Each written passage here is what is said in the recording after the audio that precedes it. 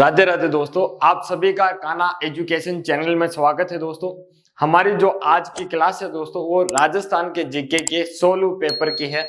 और आज का जो जीके का पेपर है वो 2021 का पेपर है। दोस्तों, किसका पेपर? 2021 का पेपर जीके का है। तो हम शुरुआत करते हैं हमारे प्रश्न को लेकर और हमारे उत्तर करो। दोस्तों, तो जो पहला प्रश्न है हमारा कि मरु विकास कार्यक्रम की शुरुआत हुई थी। दोस्तों, जो मरु विकास है दोस्तों, इस मरु विकास कार्यक्रम की शुरुआत कब हुई थी दोस्तों? तो इस मरु विकास की जो कार्यक्रम की शुरुआत हुई थी दोस्तों वो हुई थी 1977-78 के अंदर। कब हुई थी दोस्तों? 1977-78 के अंदर इसकी शुरुआत हुई थी दोस्तों। ठीक है, विकल्प आपका भी सही है। अगला हमारा प्रश्न है कि निम्न में से कौन सा राजस्थान का जल दुर्ग है? दोस्तों, राजस्थान का जल दुर्ग पूछा है तो कौन सा है? अचलगढ़, माउंट आबू, मेहरानगढ़, जोधपुर, गागरोन, झालावाड़, चित्तौड़गढ़, चित्तौड़ के अंदर। तो दोस्तों जो गागरोन है वो गागरोन क्या है दोस्तों? गागरोन जल दुर्ग है। गागरोन गढ़ है दोस्तों। ये कौन सा है? जल दुर्ग है। और ये कहाँ स्थित है दोस्तों? तो ये झालावाड़ के अंदर स्थित है। कहाँ स्थित है दोस्तों? तो झालावाड़ के अंदर स्थित है दोस्तों। अगला हमारा प्रश्न है कि सिवाना किले का निर्माण करवाया था। दोस्तों, जो सिवाना का किला है दोस्तों, इस सिवाना का किला का निर्माण किसने करवाया था दोस्तों? तो इस सिवाना का किला का निर्माण दोस्तों वीर नारायण ने करवाया था। किसने दोस्तों? वीर नारायण ने करवाया था। वीर नारायण ने करवाया था दोस्तों। इस सिवाना के किलों को हम दोस्तों क्या कहते हैं? जालोर की कुंजी कहते हैं दोस्तों। जालोर की कुंजी कहते हैं दोस्तों। जो जालोर का गढ़ है दोस्तों उसे जालोर की कुंजी कहा जाता है। सिवाना को किसको दोस्तों? सिवाना को जालोर की कुंजी कहा जाता है दोस्तों। और इसका निर्माण वीर नारायण ने करवाया था दोस्तों। तो विकल्प आपका भी सही है। अगला प्रश्न है कि राजस्थान की कौन सी चित्रकला शैली चोर पंचासी का शैली से मिलती जुलती है? दोस्तों, कौन सी चित्रकला जो चित्रकला शैली है वो चोर पंचासी का शैली से मिलती है दोस्तों? जो चोर पंचासी का शैली से मिलती जुलती शैली है दोस्तों वो है मेवाड़ शैली। कौन सी दोस्तों? मेवाड़ शैली है। जो मेवाड़ शैली है दोस्तों वो चोर पंचासी का शैली से मिलती जुलती है दोस्तों। यानी कि विकल्प आपका भी सही है, मेवाड़ शैली दोस्तों। अगला हमारा प्रश्न है कि पिछवाई पेंटिंग्स है वो कौन सी शैली से संबंधित है? दोस्तों, जो पिछवाई पेंटिंग्स है दोस्तों यह नाथद्वारा शैली से संबंधित है। किससे दोस्तों? पिछवाई जो पेंटिंग शैली है दोस्तों ये किससे दोस्तों? ये नाथद्वारा शैली से संबंधित है। किससे दोस्तों? नाथद्वारा शैली से संबंधित है दोस्तों। दोस्तों, इसका जो प्रमुख चित्रकार है दोस्तों वो है प्रमुख चित्रकार कौन दोस्तों? नरोत्तम दोस्तों। कौन है? नरोत्तम शर्मा। कौन है दोस्तों? नरोत्तम शर्मा है। कौन है दोस्तों? प्रमुख चित्रकार इस पिछवाई पेंटिंग्स का या नाथद्वारा शैली का जो प्रमुख चित्रकार है वो है नरोत्तम शर्मा। ठीक है दोस्तों, तो आपका जो इसका सही उत्तर है वो है चौथा। अगला हमारा प्रश्न है कि निम्न में से कौन सी मृत नदी के रूप में जानी जाती है? दोस्तों, कौन सी नदी मृत नदी के रूप में जानी जाती है दोस्तों? इस मृत नदी के रूप में जाने जाने वाली नदी कौन सी दोस्तों? घग्गर नदी है। घग्गर नदी। कौन सी दोस्तों? घग्गर नदी है, जो हनुमानगढ़ जिले के अंदर बहती है। कहाँ बहती है दोस्तों? हनुमानगढ़ जिले के अंदर बहती है। ठीक है दोस्तों, हनुमानगढ़ जिले में बहती है घग्गर नदी। ठीक है, घग्गर नदी को कहा जाता है दोस्तों। तो विकल्प आपका दूसरा सही है दोस्तों। अगला प्रश्न है कि राजस्थान का कौन सा शहर सफेद शहर के नाम से जाना जाता है? दोस्तों, कौन सा शहर सफेद शहर के नाम से जाना जाता है दोस्तों? तो सफेद शहर के नाम से दोस्तों उदयपुर जाना जाता है। कौन सा शहर दोस्तों? उदयपुर जाना जाता है। उदयपुर को सफेद शहर कहा जाता है। उदयपुर को दोस्तों जिलों की नगरी कहा जाता है। उदयपुर को पूर्व का वेनिस कहा जाता है दोस्तों। क्या कहा जाता है दोस्तों? उदयपुर को पूर्व का वेनिस कहा जाता है। ये उदयपुर है दोस्तों। इस उदयपुर को एक तो सफेद शहर कहा जाता है। क्या कहा जाता है दोस्तों? सफेद शहर कहा जाता है। इस उदयपुर को दोस्तों पूर्व का वेनिस कहा जाता है। क्या कहा जाता है दोस्तों? पूर्व का वेनिस कहा जाता है। इसे जिलों की नगरी कहा जाता है। क्या कहा जाता है दोस्तों? इसे जिलों की नगरी कहा जाता है। उदयपुर को जिलों की नगरी कहा जाता है। ठीक है दोस्तों, यह हुआ उदयपुर। ठीक है, तो विकल्प आपका चौथा सही है दोस्तों। अगला हमारा प्रश्न है कि राजस्थान में जो गार्नेट है ये गार्नेट के भंडार मुख्यतः पाए जाते हैं दोस्तों। जो गार्नेट है इस गार्नेट के मुख्य भंडार कहाँ पाए जाते हैं दोस्तों? गार्नेट को तांबड़ा भी कहा जाता है दोस्तों। जो गार्नेट है इसे तांबड़ा भी कहा जाता है। क्या कहा जाता है दोस्तों? तांबड़ा। और ये मुख्यतः कहाँ पाए जाता है दोस्तों? तो मुख्यतः ये टोंक के अंदर पाए जाते हैं। कहाँ पाए जाते हैं दोस्तों? मुख्यतः ये टोंक के अंदर पाए जाते हैं दोस्तों। तो इसका जो सही उत्तर है वो है तीसरा दोस्तों। अगला हमारा प्रश्न है कि राजस्थान के किन जिलों में खसखस उत्पादित होती है दोस्तों। राजस्थान के किन जिलों में खसखस उत्पादित होती है दोस्तों। ये जो खसखस है दोस्तों, खसखस, ये खसखस दोस्तों एक तो होती है दोस्तों कहाँ, कौन से जिले के अंदर दोस्तों, एक तो होती है सवाई माधोपुर के अंदर, एक होती है दोस्तों सवाई माधोपुर के अंदर, दूसरा जिला है दोस्तों इसके लिए भरतपुर। कौन सा दोस्तों, भरतपुर है, सवाई माधोपुर, भरतपुर। और दोस्तों एक जिला और है, वो कौन सा है दोस्तों बताइए। तो मुख्यतः सवाई माधोपुर और भरतपुर के अंदर ज्यादा पाई जाती है खसखस दोस्तों। इस खसखस से दोस्तों क्या है, इत्र का निर्माण किया जाता है। किसका दोस्तों, इत्र का निर्माण किया जाता है। खसखस से दोस्तों किसका निर्माण किया जाता है दोस्तों, तो खसखस का दोस्तों इत्र का निर्माण किया जाता है दोस्तों। और जो मैंने एक नाम बताया दोस्तों, वो नाम है दोस्तों कौन सा दोस्तों, जो सवाई माधोपुर, भरतपुर दोस्तों, तो भरतपुर के बाद दोस्तों कौन सा आ जाएगा, झालावाड़ आ जाएगा दोस्तों। कहाँ, कौन सा नाम आ जाएगा, तीन नाम है दोस्तों खसखस के लिए, तो झालावाड़, भरतपुर, सवाई माधोपुर है। तो दोस्तों इत्र, खसखस से क्या है दोस्तों, इत्र का निर्माण किया जाता है। तो आपका जो उत्तर है दोस्तों वो है भरतपुर और सवाई माधोपुर। कौन सा दोस्तों, भरतपुर, सवाई माधोपुर, विकल्प तीसरा आपका सही उत्तर है दोस्तों। जनगणना, अगला जो हमारा प्रश्न है, प्रश्न यह है कि जनगणना 2011 के अनुसार दोस्तों, जनगणना 2011 के अनुसार राजस्थान के किस जिले में न्यूनतम लिंगानुपात था दोस्तों। जो राजस्थान का जनगणना के अनुसार दोस्तों जो लिंगानुपात पूछा है, न्यूनतम पूछा है, वो न्यूनतम किस जिले का है दोस्तों, तो न्यूनतम जिस जिले का है दोस्तों वो है कौन सा जिला दोस्तों, तो वो जिला है दोस्तों धौलपुर। कौन सा दोस्तों, धौलपुर जिला है। धौलपुर जिले के अंदर न्यूनतम लिंगानुपात था। और सर्वाधिक लिंगानुपात की बात करूं तो दोस्तों डूंगरपुर जिले के अंदर है। किस जिले के अंदर है दोस्तों, डूंगरपुर जिले के अंदर है। किस जिले के अंदर दोस्तों, डूंगरपुर जिले है, या डूंगरपुर जिला है दोस्तों। डूंगरपुर जिले के अंदर तो क्या है, सर्वाधिक लिंगानुपात, सर्वाधिक लिंगानुपात है, लिंगानुपात है। ठीक है दोस्तों, कितना है लिंगानुपात दोस्तों, 994 है। कितना है दोस्तों, 994 है। और जो धौलपुर है दोस्तों, ये धौलपुर, इस धौलपुर की बात करूं तो दोस्तों ये कितना है दोस्तों, न्यूनतम लिंगानुपात है, न्यूनतम लिंगानुपात है। ठीक है दोस्तों, न्यूनतम लिंगानुपात है। कितना है न्यूनतम लिंगानुपात दोस्तों, 846 है। कितना है दोस्तों, 846 है 2011 की जनगणना के अनुसार। किसके अनुसार दोस्तों, 2011 की जनगणना के अनुसार। ठीक है दोस्तों, अगला जो हमारा प्रश्न है वो प्रश्न यह है कि राजस्थान के गोलिया व हनोतिया में स्रोत है दोस्तों। जो गोलिया व हनोतिया दोस्तों, ये जो गोलिया है दोस्तों, गोलिया व हनोतिया, ये स्थान के नाम है दोस्तों। यहाँ पर कौन सा स्रोत है, हनोतिया। यहाँ पर दोस्तों जो स्रोत है दोस्तों वो है टंगस्टन का स्रोत। किसका दोस्तों, टंगस्टन का नहीं है दोस्तों। यहाँ पर जो स्रोत है वो तांबा का स्रोत है। किसका स्रोत है दोस्तों, तांबा का स्रोत है। किसका स्रोत है दोस्तों, तांबा का स्रोत है गोलिया व हनोतिया। और तांबा का स्रोत है दोस्तों राजस्थान के अंदर जो प्रमुख उत्पादक तांबा का स्थान है दोस्तों वो कौन सा है दोस्तों, खेतड़ी गांव है। खेतड़ी गांव है। खेतड़ी के गांव के अंदर दोस्तों एक है सिंगाना। यहाँ सिंगाना के अंदर दोस्तों प्रथम नंबर पर तांबा निकलता है। कितना दोस्तों, प्रथम स्थान पर है तांबा। कितना दोस्तों, प्रथम स्थान पर है राजस्थान का, प्रथम स्थान पर है राजस्थान का तांबे में। तांबे में राजस्थान का जो स्थान है दोस्तों प्रथम स्थान पर। राजस्थान के अंदर यदि सर्वाधिक तांबा का स्रोत पूछ ले कि सर्वाधिक तांबा राजस्थान में कहाँ निकलता है दोस्तों, तो खेतड़ी झुंझुनू के अंदर सिंगाना गांव है, ये याद रखना। कौन सा दोस्तों, झुंझुनू, झुंझुनू नाम है दोस्तों, यहाँ पर है सर्वाधिक तांबे का स्रोत। ठीक है दोस्तों, तो विकल्प दूसरा आपका सही उत्तर है। अगला हमारा प्रश्न है कि राजस्थान में प्रथम विद्रोह कहां और कब हुआ था दोस्तों। जो राजस्थान के अंदर जो 1857 की क्रांति हुई थी दोस्तों, इस 1857 की क्रांति के अंदर प्रथम जो विद्रोह हुआ था दोस्तों वो कहां हुआ था, वो प्रथम विद्रोह हुआ था दोस्तों नसीराबाद के अंदर। कहां हुआ था दोस्तों, नसीराबाद के अंदर हुआ था। और नसीराबाद के अंदर कब हुआ था दोस्तों, तो हुआ था 28 मई 1857 को। यानी कि जो 1857 की क्रांति है, यहाँ जो हमारा प्रथम विद्रोह हुआ था राजस्थान के अंदर दोस्तों, प्रथम विद्रोह दोस्तों कहाँ हुआ था, नसीराबाद के अंदर हुआ था। नसीराबाद के अंदर हुआ था दोस्तों। और नसीराबाद के अंदर कब हुआ था दोस्तों, वो हुआ था 28 मई और 1857 को हुआ था। ठीक है दोस्तों, और यहाँ पर नसीराबाद के अंदर किस बटालियन ने किया था दोस्तों, तो 15वीं बंगाल बटालियन थी दोस्तों। इस 15वीं बंगाल बटालियन ने किया था।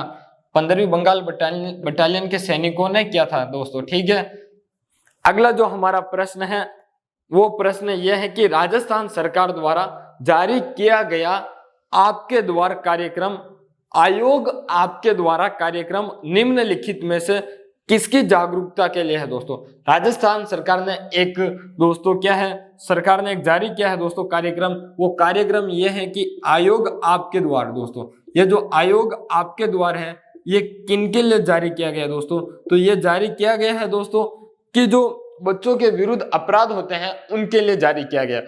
किनके लिए दोस्तों, जो बच्चे होते हैं उनके लिए, जो दोस्तों जो विरुद्ध अपराध होते हैं उनके लिए किया गया। तो बच्चों के विरुद्ध, जो बच्चों के विरुद्ध अपराध होते हैं दोस्तों उनके लिए किया गया है। बच्चों के विरुद्ध अपराध होते हैं उनके लिए किया गया है दोस्तों। तो इसका जो सही उत्तर है विकल्प 2 सही है कि बच्चों के विरुद्ध अपराध के लिए आयोग आपके द्वार कार्यक्रम का आयोजन किया गया है दोस्तों। अगला प्रश्न है कि दूरसा आड़ा ने दोस्तों, जो दूरसा आड़ा है, दूरसा आड़ा ने अपनी डिंगल कविताएं किस शासक के पक्ष में लिखी थी दोस्तों।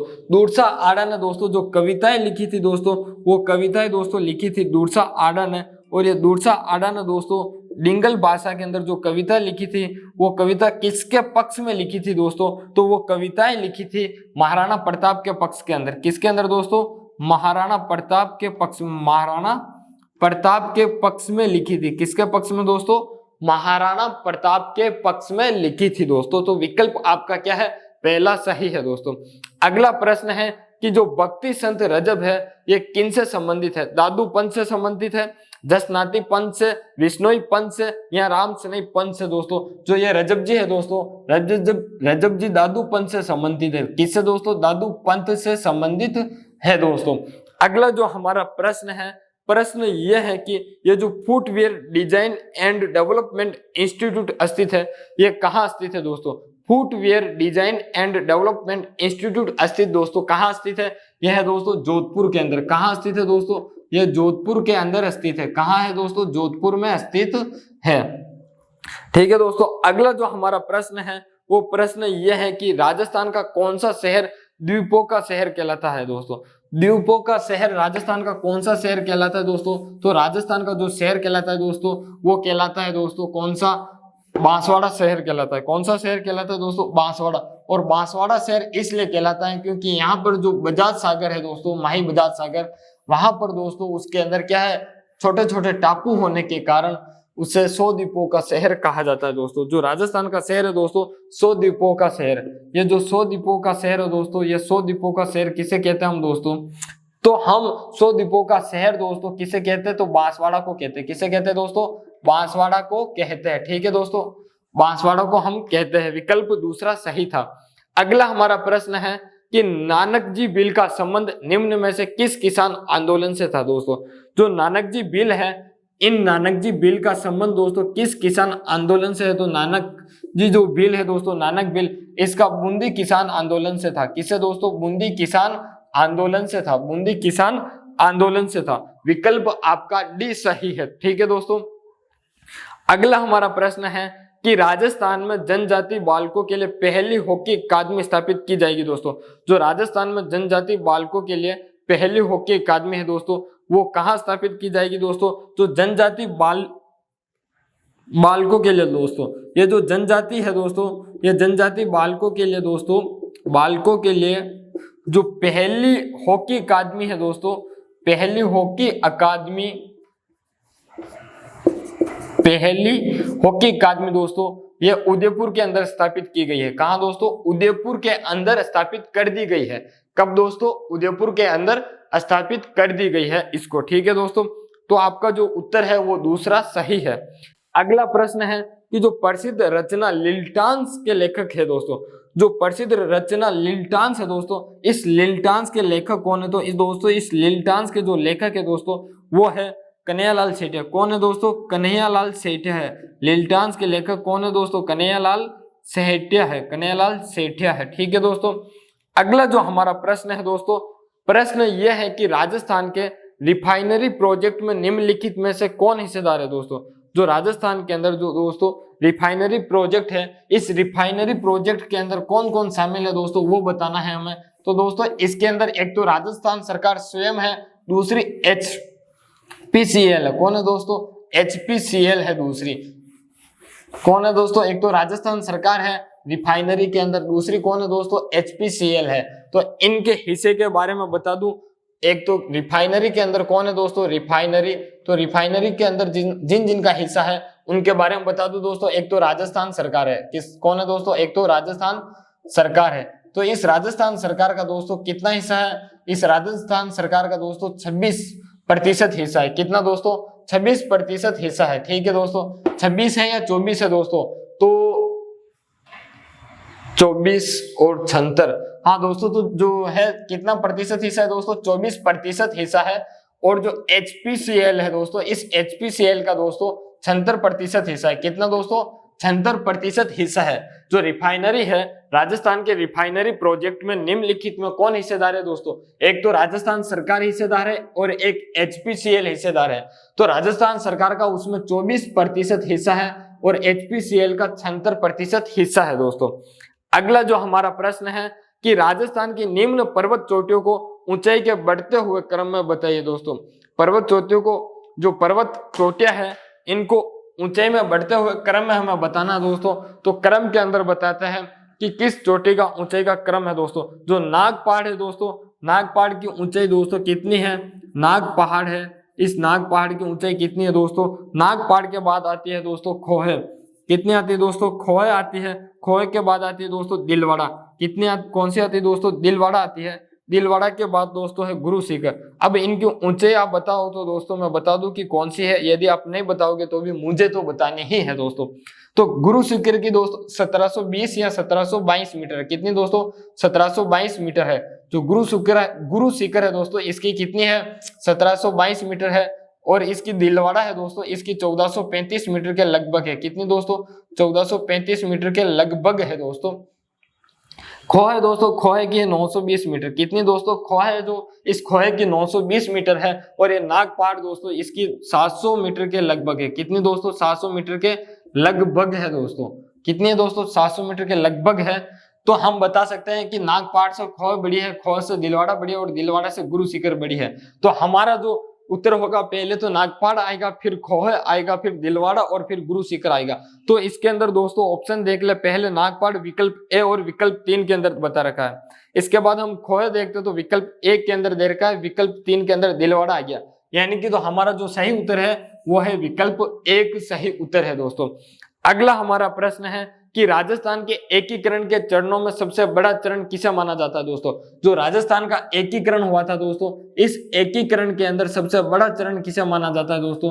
तो जो सबसे बड़ा चरण है दोस्तों वो चौथा चरण है। कौन सा दोस्तों? चौथा चरण है। चौथा चरण इसलिए दोस्तों क्योंकि इस चौथे चरण के अंदर दोस्तों एक तो पहले से जो राजस्थान संघ आया दोस्तों, राजस्थान संघ के अंदर कितनी रियासतें थी दोस्तों जो आया था दोस्तों?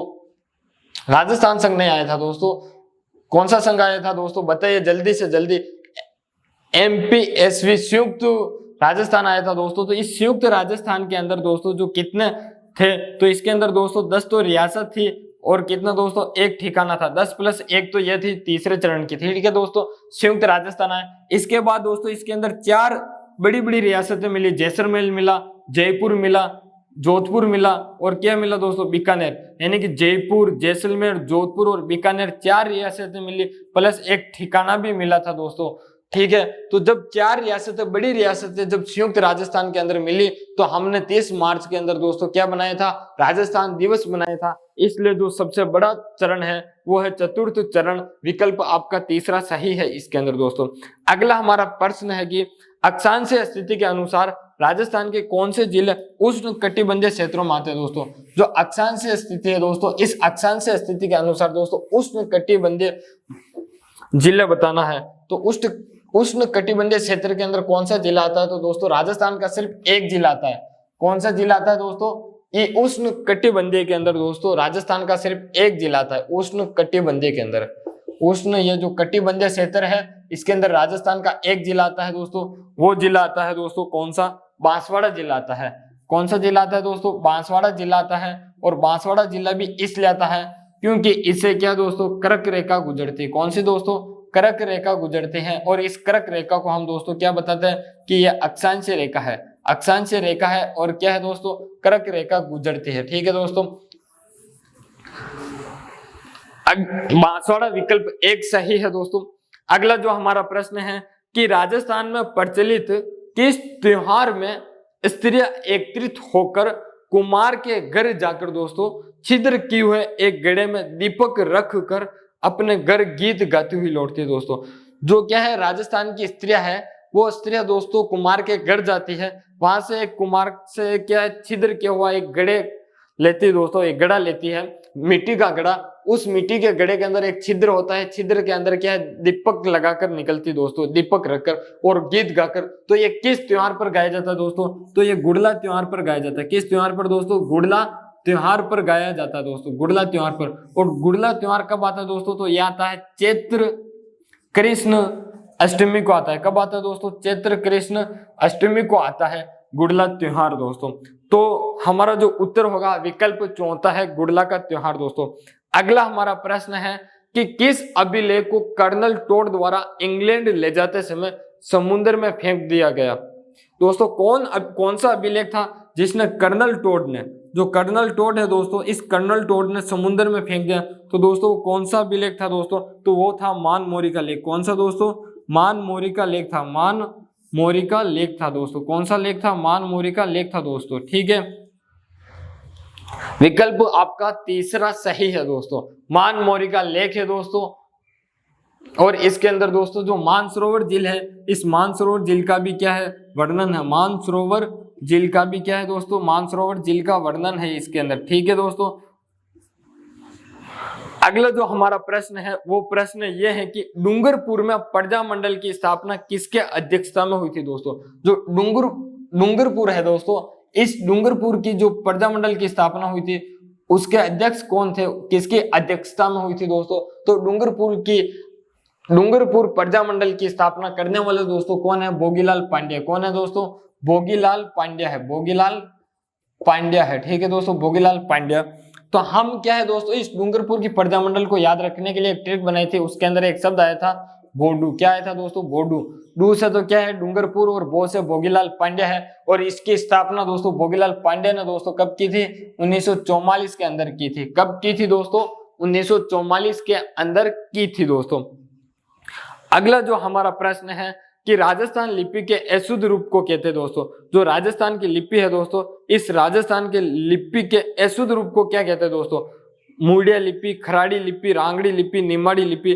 तो जो अशुद्ध रूप है दोस्तों राजस्थान लिपि के अशुद्ध रूप को दोस्तों क्या कहते हैं, खराड़ी लिपि कहते हैं। क्या कहते हैं दोस्तों, खराड़ी लिपि कहते हैं दोस्तों। क्या कहते हैं दोस्तों, खराड़ी लिपि कहते हैं। अगला जो हमारा प्रश्न है कि राजस्थानी वेशभूषा में वर वधु गठबंधन का वस्त्र क्या कहलाता है दोस्तों। जो राजस्थानी वेशभूषा है दोस्तों, इस राजस्थानी वेशभूषा में जो वर वधु गठबंधन का वस्त्र है दोस्तों, वो गठबंधन का वस्त्र क्या कहलाता है दोस्तों, दट्टी कहलाता है। क्या कहलाता है दोस्तों, दट्टी कहलाता है। आपको दोस्तों गट्टी दिख रहा है, ये गट्टी नहीं है दोस्तों, ये गट्टी इस प्रकार से लिखा हुआ ये नहीं है दोस्तों, टीम द्वारा लिखते वक्त टाइपिंग मिस्टेक हो गई थी। बाकी दोस्तों क्या है, दट्टी है। ठीक है दोस्तों, दट्टी है। अगला हमारा प्रश्न है कि निम्न में से कौन सा युग्म असंगत है दोस्तों। कौन सा युग्म असंगत है दोस्तों, तो कौन सा युग्म है दोस्तों असंगत, यह बताना है दोस्तों। ठीक है, तो हमारा विकल्प यह है कि पशु पक्षियों के सेट कहाँ स्थित है दोस्तों, जयपुर के अंदर है। बिल्कुल सही है, जो पशु पक्षियों के सेट है वो जयपुर में स्थित है। अगला विकल्प है कि रेजी कहाँ स्थित है दोस्तों, चक में है।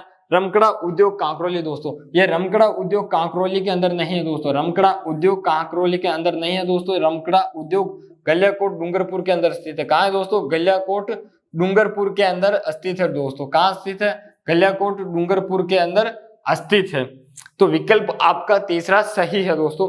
अगला हमारा प्रश्न है कि नीमच छावनी में 1857 की क्रांति भड़कने से पूर्व भारतीय सैनिकों के कर्तव्य के प्रति वफादार रहने की शपथ को किस बहादुर सैनिक ने चुनौती दी थी दोस्तों। जो नीमच के अंदर दोस्तों 1857 की क्रांति हुई थी, नीमच के अंदर दोस्तों 1857 की दोस्तों जो क्रांति हुई थी, इस क्रांति के अंदर दोस्तों कौन सैनिक था जिसने जो शपथ दिला रहा था दोस्तों, उस शपथ को क्या है चुनौती दी।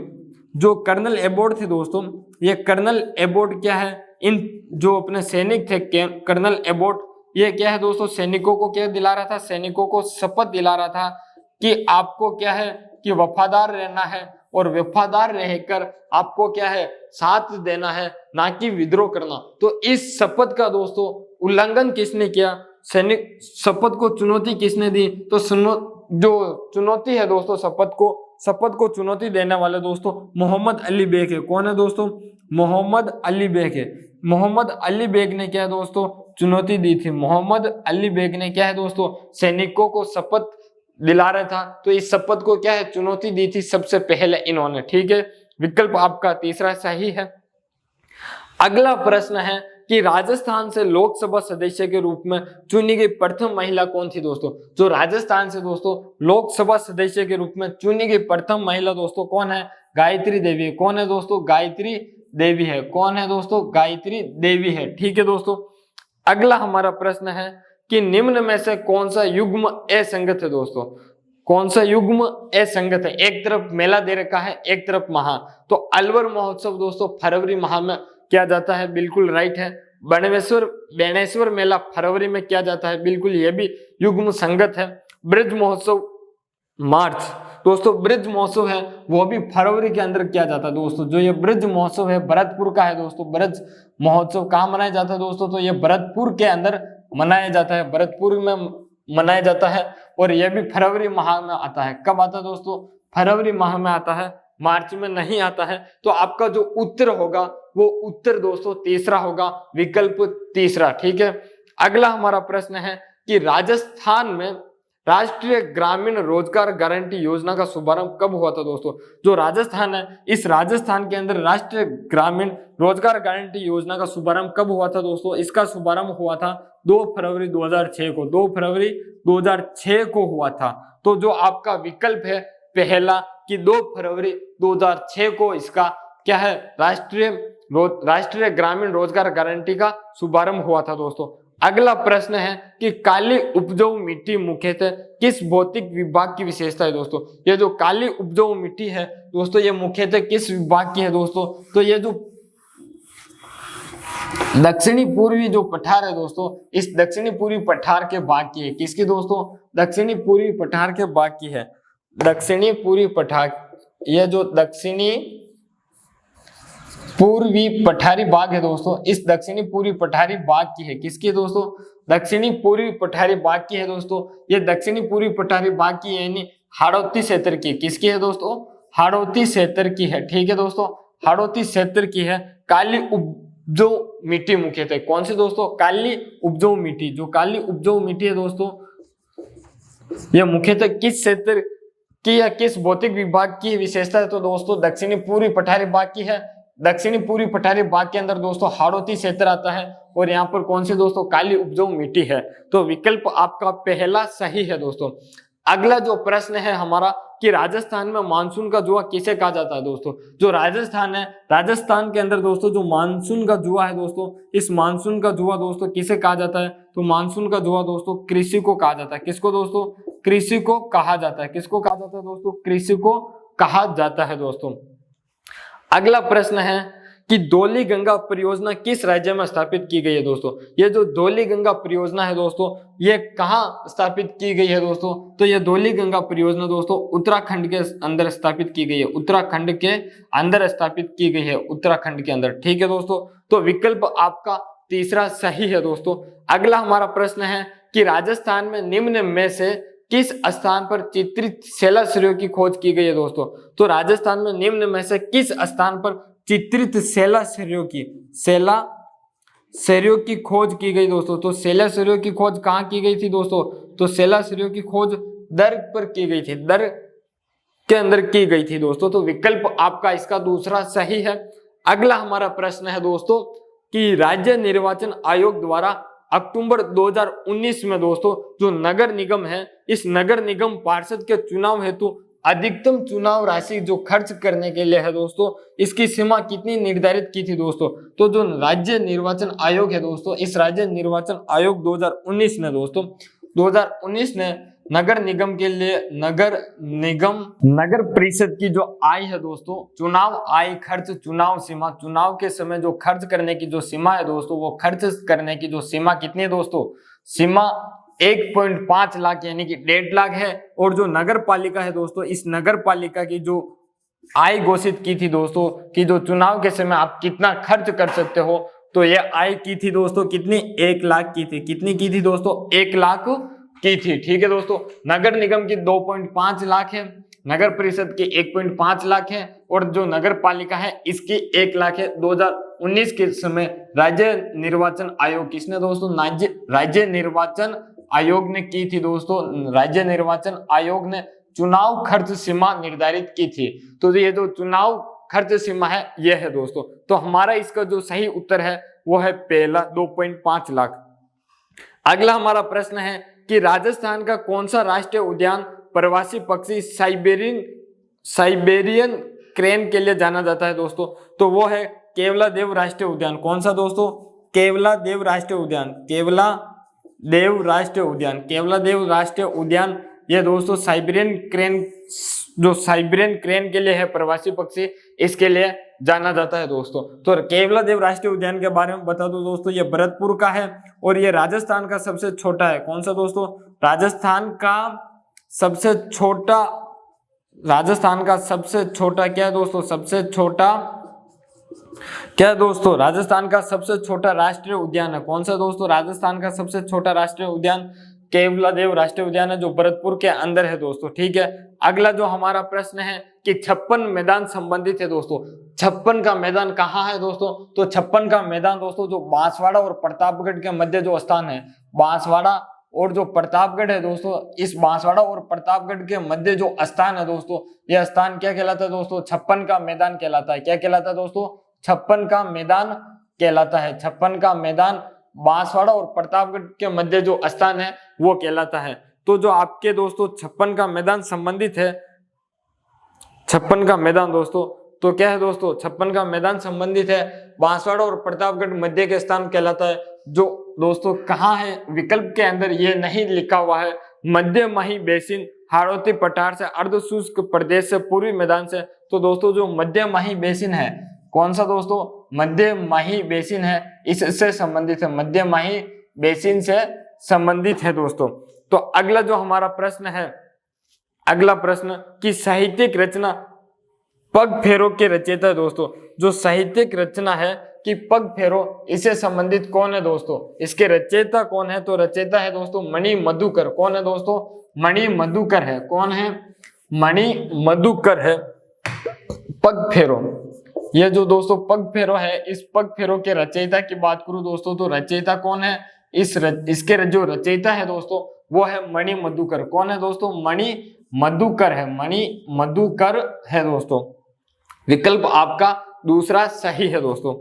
अगला हमारा प्रश्न है कि जयपुर मेट्रो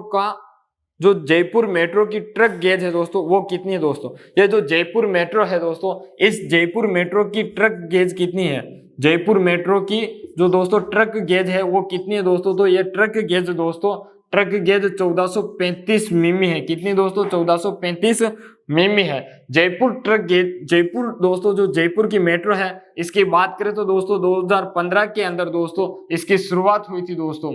2015 के अंदर दोस्तों जयपुर मेट्रो की क्या है दोस्तों, शुरुआत हुई थी। ठीक है दोस्तों, जयपुर की जो जयपुर मेट्रो है इसकी शुरुआत 2015 के अंदर हुई थी दोस्तों।